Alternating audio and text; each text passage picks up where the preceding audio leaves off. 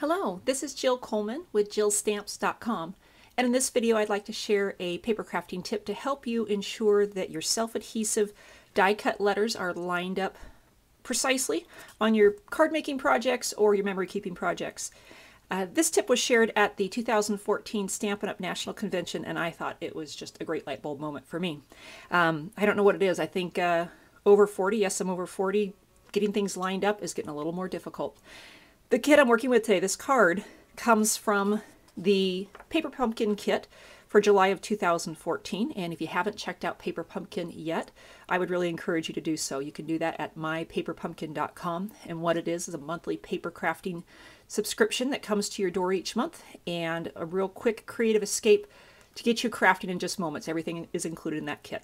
All right, so in this Paper Pumpkin kit, one of the projects was this great card that includes the die-cut letters of Wish. And the letters came on this sheet, and you can see I already have one of those that I used. But a way to ensure that your project and those letters are lined up is to use a piece of our window sheet. So grab a section of window sheet and to use the Stampin' Up! Grid paper. I love grid paper. Honestly, get a little locked up trying to create without having my grid paper underneath me. So between those two tools, you can really line up your letters perfectly. I don't know if you can see that. Yes, you can. So I'm going to use the lines, the small lines on the grid paper and my window sheet, and then bring in your letters. And I'll peel those off real carefully.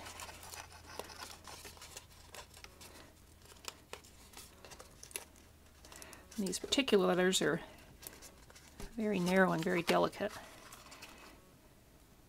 And the other thing I'm going to do is I'll slide this down a little bit, is I'm going to put my project here, and that will give me an idea of the width I have to work with. So we need to get all those letters inside this area.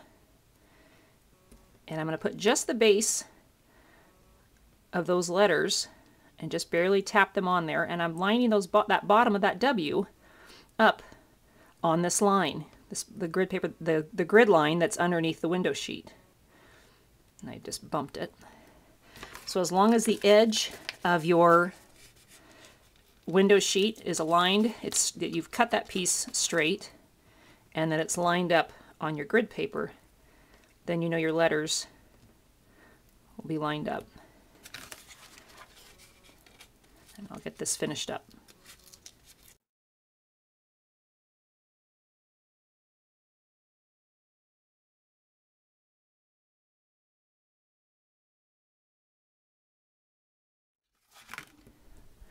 Okay, so we got the letters all lined up.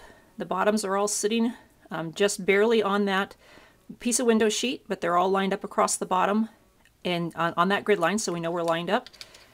And then just carefully, if any part sticks to your grid paper, then bring it in. And I'm going to just line up my card on the grid paper, line up my window sheet again with the grid paper, making sure that my Wish is there, and I just keep bumping it. Does that come after being 42? All right, so I've got those adhered up top, and then hold them down and slowly pop out your window sheet. That S wants to get a little curvy on me.